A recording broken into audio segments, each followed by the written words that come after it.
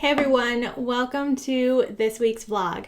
Today we're going to talk about the top 5 mistakes that most influencers make with their email marketing automation. Now, I've been working with ActiveCampaign for the past 3.5 years, and I've worked with some pretty amazing clients, some which have lists anywhere between 50K, 100K, and even well above 100K. There are many things that I see in common with these accounts, and we're going to go over what those are today so that you can avoid making the same mistakes. Mistake number 1, they have no idea what is happening in their system. So whether they're using ActiveCampaign, Infusionsoft, or something totally different, they just have no idea what's going on. This is a problem of they don't know when people are moving or not moving to the next step in their customer journey, and they have no documentation or workflow to help them understand. Most of the tools do have some type of automation mapping that help you see what automations connect together, but this really doesn't happen when you're trying to look at the entire strategic workflow. And because of this, you have no idea if something's working, you have no idea if it's not working, and most of the time, if you don't know, then you probably have some gaps. There's no point in having a list with 100K contacts if people are not moving through your customer journey in the right direction, or if people are falling off along the way because there's a gap. This is probably the number 1 mistake that I see with large accounts, is that they just don't know what's going on and we have to go back and figure it out. I recommend that when you're getting started with marketing automation, you create a very clear workflow, document it out, use a tool such as Lucidchart to help you understand how people are moving from one stage to the next. And then make sure you have your system documentation.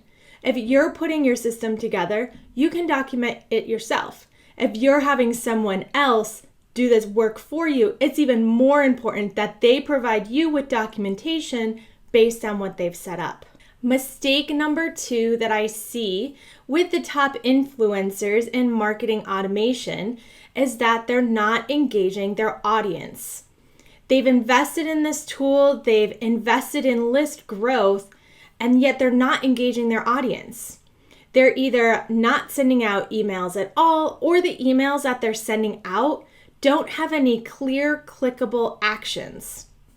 What I often see is influencers use what could be a blog post posted in the contents of an email with no links of anywhere to go. Unfortunately, open rates are important, but click rates are important too. So getting more than just the open matters in terms of your email deliverability. If you're sending out great content in email, but you're not asking people to click, you are actually sabotaging your own email deliverability. I always recommend that you have a home base where your content lives, such as your website and blog, and use your email to direct people to that. Put a teaser in the email of the introduction of the blog or the video or whatever you're linking to, and then a big clear call to action CTA button that helps them click to find the rest of the information in the article. As soon as you add a button, we generally see click rates skyrocket, and this really helps your overall email deliverability, and it helps your audience get to know you more by seeing more of your content. The other mistake that I see is that influencers tend to send the same content to everyone in their audience. They haven't segmented it out, or they haven't segmented it out properly, and they're just sending emails to massive amounts of people. This doesn't really help you engage your audience.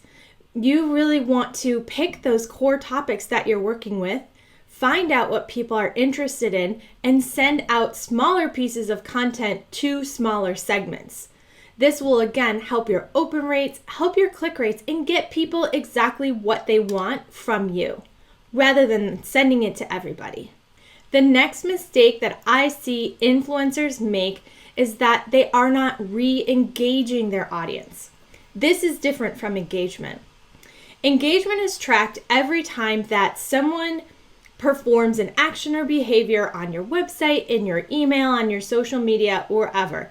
If they're completing an action or clicking and opening things, they are engaged. Disengagement is when someone does not engage with any of your content. And when you have a disengaged contact on your email list, they are negatively impacting your deliverability. So you could have someone who has signed up to get one of your freebies, and then they never open a single email from you again for maybe 6 months, maybe 12 months. If that person is sitting on your list and you're continuing to send emails to them, you're hurting your deliverability. One of the mistakes that I see influencers make is that they don't try to re-engage these contacts.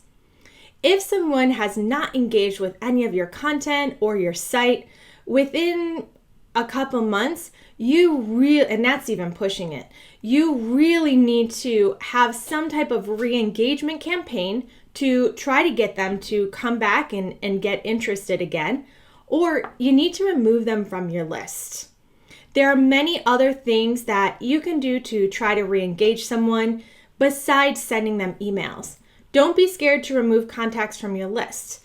You can always retarget them with Facebook ads and do other types of retargeting methods, but don't keep sending disengaged contacts emails. All right, so point number 4, going back to one of the mistakes that I see top influencers make is that they send everything to everyone and they don't have a clear segmentation strategy.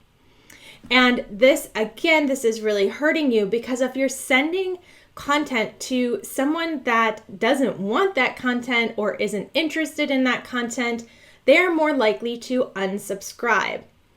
This is where I really recommend gauging your contact's interests and using things such as interest tagging to be able to understand what content your contacts are looking at and engaging with, and sending them more of that relevant content.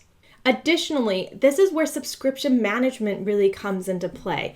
Not only do you want to consider what type of content you're sending to your contacts, but how often they are receiving it. You can allow your contacts to pick and choose the communications they receive from you using a subscription management method, which we've talked about in some other posts. If you have a contact that feels like they don't want to hear from you every week and you're sending these emails, they're going to unsubscribe. Give them the option to maybe only receive an email from you once a month, and you'll save that contact and you will provide them with a better experience. Finally, the last big mistake that I see influencers make all the time is that their business is running in different silos. This is really common with entrepreneurs and small businesses that are often contracting out different parts of their digital marketing and aspects of their business. They may have a Facebook ads person, an SEO person, an active campaign person, and each one of these people are working in their own little area without a common denominator of working as a whole. This can really impact your marketing automation because all of these things really need to work together.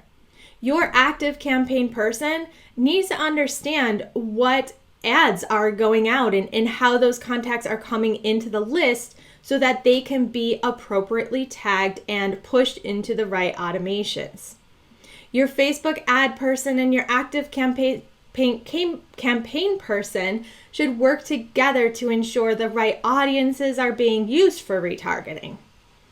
Regardless of the team members that you're working with, having everyone work together, having a clear team strategy will only make all areas of your business be stronger and more effective by working together.